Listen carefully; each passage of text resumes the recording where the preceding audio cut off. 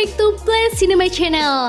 Ketemu again dengan Mbak Yani yang gak ada bosannya selalu ngerekapin alur film untuk kalian semua para kaum berbahan. Today Mbak Yani akan menceritakan sebuah alur rekapan film yang berjudul The Great Alaskan Race rilisan tahun 2019. Film garapan Brian Presley ini bercerita tentang perjuangan seorang ayah yang menyelamatkan anak serta kotanya dibantu togo anjingnya. Dan film ini juga dibuat berdasarkan dari kisah nyata loh lur. Bakal seseru apa kisahnya lur? Yowes, daripada kalian penasaran, ndak usah kelamaan, ndak usah basa-basi lagi. Kita langsung masuk aja ke dalam alur filmnya, let's go!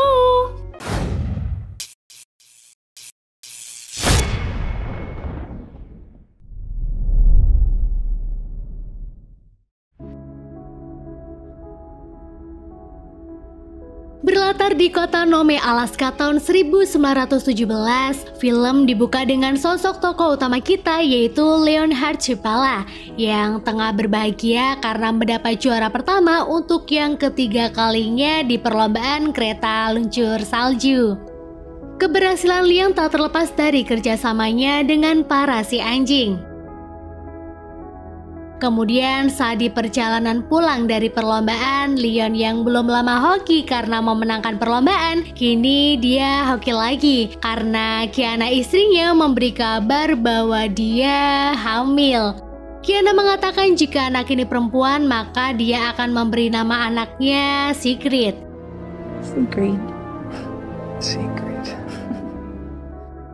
Terlihat sepasang suami istri itu selalu hidup rukun dan romantis.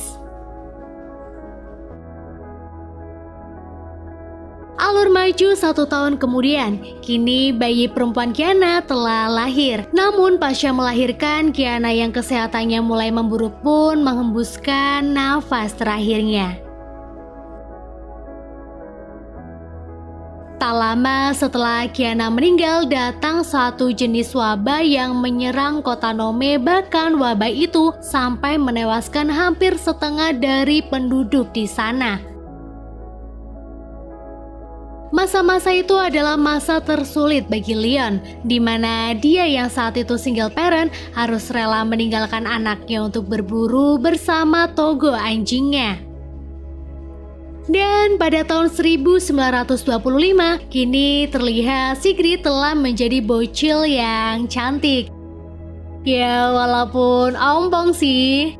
Selama Leon bekerja, Sigrid dititipkan ke seseorang yang bernama Constance. Karena saat itu menjelang Natal, Leon pun pulang. Di sana Sigrid begitu senang saat melihat ayahnya kembali bersama si togo. Malamnya di klinik terlihat Constance sedang membantu ayahnya yang bernama Dr. Wells menata beberapa obat yang baru datang dari pusat. Selesai membantu si ayah, Cons pergi ke gereja untuk menghadiri misa Natal. Selama upacara di gereja terlihat seorang anak mulai batuk dan ini berlalu tanpa diketahui oleh Dr. Wells.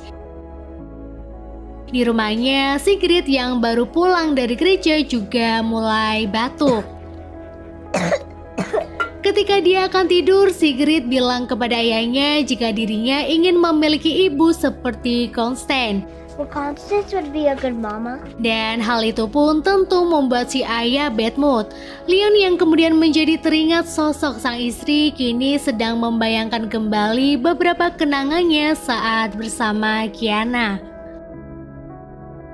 Keesokan harinya, Dr. Wells memeriksa seorang anak yang bernama Alice. Karena dalam waktu yang bersamaan banyak anak yang terkena flu, Dr. Wells pun mulai sadar bahwa ini nggak beres. Nah, dia akhirnya memutuskan untuk mengunjungi beberapa dari mereka. Bahkan ternyata sampai ada yang meninggal lur. Sekarang Dr. Wells menyadari bahwa penyakit yang diidap oleh para anak-anak di kotanya adalah difteri. Difteri sendiri adalah sebuah infeksi bakteri yang menyerang sistem pernapasan. Bakteri itu akan menutup saluran pernapasan hingga si pengidap bisa tewas karena merasa tercekik. Dan biasanya anak-anak lebih beresiko tinggi karena sistem imun mereka belum sempurna. Akan tetapi orang dewasa juga bisa membawa penyakit tersebut tanpa menyadarinya. Dan untuk mengobati virus tersebut, maka si pengidap harus diberi antitoksin. Nah, tapi masalahnya kota Nome tak mempunyai obat antitoksin di rumah sakit. Dr. Welch kemudian menemui George, bupati di sana, untuk meminta bantuan. Dan George pun langsung gercep mengirimkan surat permintaan bantuan kepada gubernur. Kini si gubernur telah tahu bahwa di kota Nome sedang terjangkit wabah dan rakyatnya itu membutuhkan antitoksin. Dia menyuruh bawahannya sesegera mungkin mencarikan antitoksin yang banyak di rumah sakit terdekat. Namun kendalanya sekarang ada di proses pengiriman. Musim salju membuat mereka jadi tidak bisa mengirimnya lewat kapal. Soalnya sudah dipastikan lautan di sana membeku. Sementara jika lewat jalur darat, stasiun di Nenanala pemberhentian terakhir yang paling dekat dengan kota Nome. Sedangkan jarak antara Nome dan Nenana itu nggak kaleng-kaleng lur jauhnya, karena jarak itu mencapai 1126 km.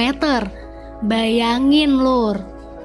Kini George, Dr. Wells bersama masyarakat Nome pun menyepakati keputusan bahwa sembari menunggu obat dari pusat datang, maka masyarakat di sana harus melakukan karantina di rumah. Ya kayak kita sekarang lur.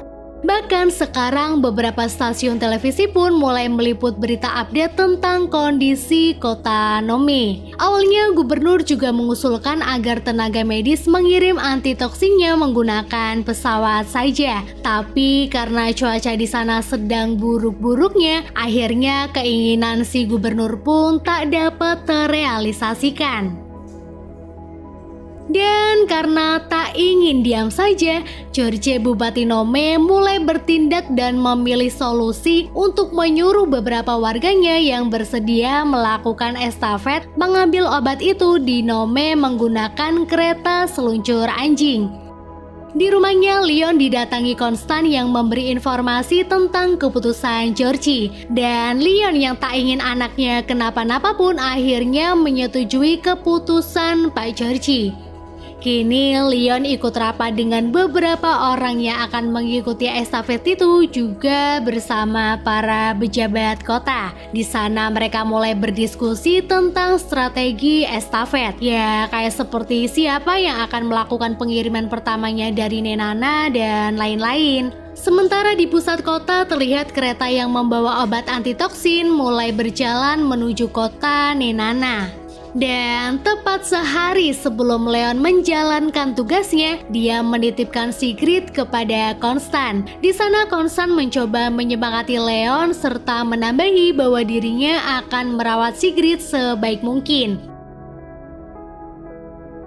Paginya di rumah sakit terlihat pasien yang terjangkit virus difteri semakin membludak. Tak sedikit juga orang tua yang sedih ketika meninggalkan anak-anaknya di rumah sakit. Di dekat rumah, Leon kini tengah berpamitan dengan anaknya karena akan melakukan perjalanan jauh. Setelah itu, Leon juga berpamitan kepada Georgie. Sebelum Leon pergi, Georgie sempat menawarkan anjing lain yang lebih kuat dari Togo untuknya. Namun Leon tak mau karena dia percaya bahwa Togo, anjing kesayangannya itu, pasti bisa melakukan tugas ini.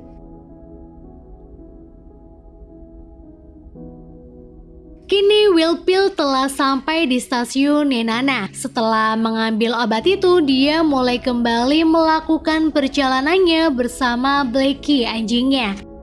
Sementara di kandang, terlihat Leon sedang mempersiapkan segala keperluannya untuk perjalanannya nanti. Di sana, Togo anjing kesayangannya juga selalu ada di sampingnya untuk menemani tuannya itu. Sebelum benar-benar pergi, Leon mendatangi anaknya yang tengah tertidur. Setelah itu, di pagi buta, kini Leon bersama Togo CS pun mulai melakukan perjalanannya mengambil obat. Terlihat dalam tebalnya salju, para anjing-anjing itu pun mulai menelateni perjalanan mereka. Pandangan mereka pun tentu sedikit kabur karena tebalnya kabut di sana. Sementara di tempat yang jauh terlihat kini Will Pill telah selesai menjalankan tugasnya. Tapi sekarang kondisinya sangat mengkhawatirkan. Orang-orang di sana kemudian mengestafetkan obat yang dibawa Will Pill kepada peseluncur anjing selanjutnya. Di rumah sakit juga kini terlihat keadaan pasien yang terjangkit difteri keadaannya semakin memburuk. Bahkan Sigrid yang beberapa hari lalu kondisinya baik-baik saja kini sedang terkapar lemah karena virus tersebut. Salah satu siaran televisi mengatakan bahwa para peselancar kereta anjing Nome kini sedikit demi sedikit mulai berhasil untuk membawa obat antitoksin. Di acara itu si penyiar berkata bahwa sekarang takdir warga Nome ada di tangan Leon. Itu karena jika dia berhasil menaungi titik pertengahan Naluto Alaska, maka sudah dipastikan obat itu akan selamat sampai tujuan.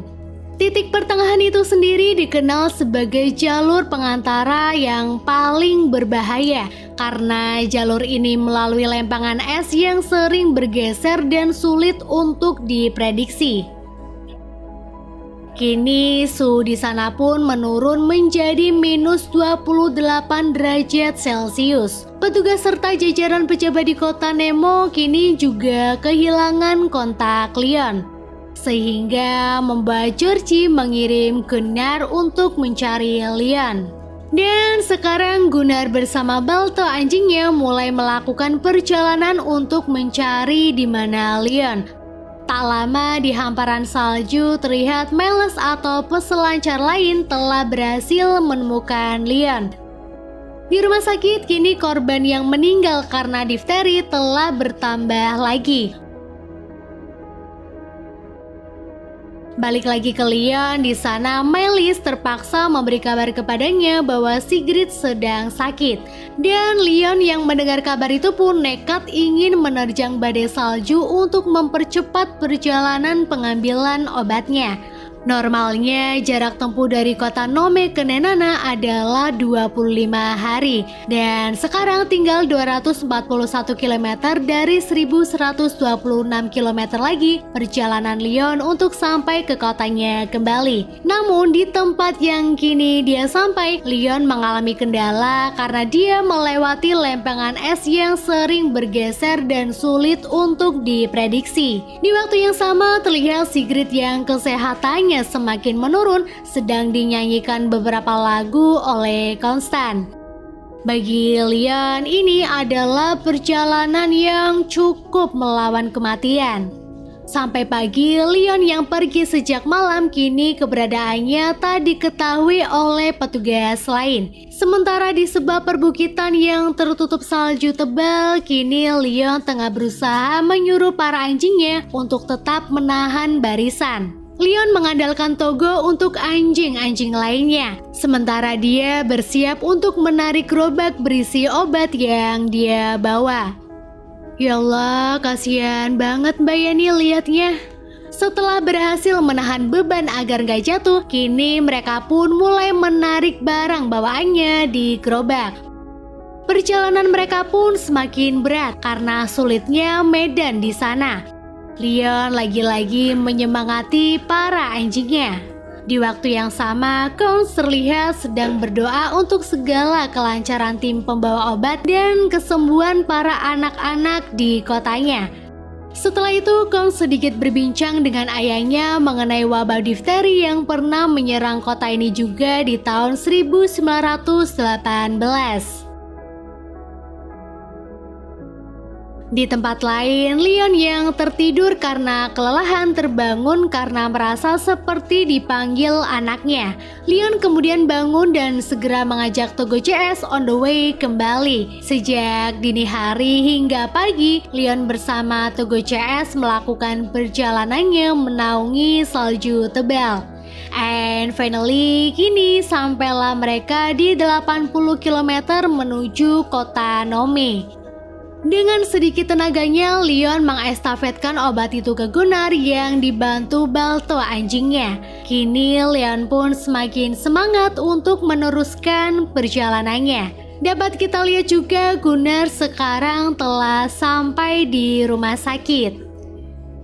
Kedatangannya pun langsung disambut oleh Dr. Welch dan Georgie. Mereka kemudian membuka obat itu dan mulai menyuntikkan si vaksin kepada para pasien. Sementara di tempat yang tak jauh, terlihat Leon yang sudah sangat kelelahan sempat terjatuh dalam perjalanannya. Leon lalu terpaksa mengandalkan tenaga Togo CS untuk menariknya.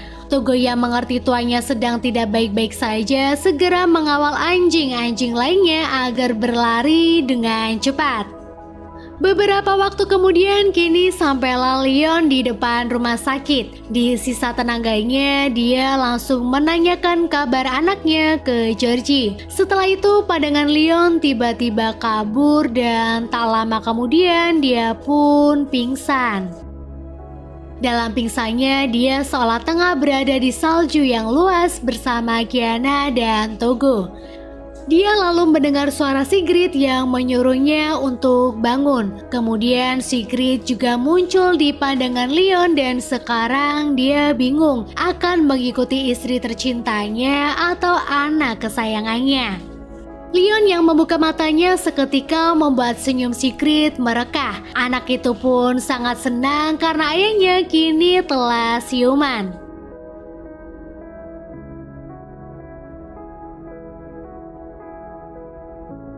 Kini Leon dan Togo CS diakui sebagai pahlawan tanpa tanda jasa oleh masyarakat di kota Nome. Leon juga bahkan menerima ucapan terima kasih dari Presiden Amerika Serikat saat itu. Sigrid di sana juga berterima kasih kepada Togo karena dia telah berhasil mengantarkan ayahnya pulang. Leon juga sangat bangga memiliki Togo. Kini mereka dan semua masyarakat di kota Nome pun dapat menjalani kehidupannya dengan normal lagi. Karena film ini dibuat berdasarkan kisah nyata, di akhir scene kita diperlihatkan potret Leonhard Seppala asli bersama Togo anjingnya. Dan film pun selesai. Yaps, dari film ini pesan yang dapat Mbak Yani ambil salah satunya adalah Tuhan tidak akan menihilkan sesuatu untuk hambanya yang berjuang dengan sepenuh hati dan penuh kesabaran. Kalau menurut kalian apa nih lur? Tulis di kolom komentar ya. Yowes, sekian dulu dari Mbak Yani. Bye and see you.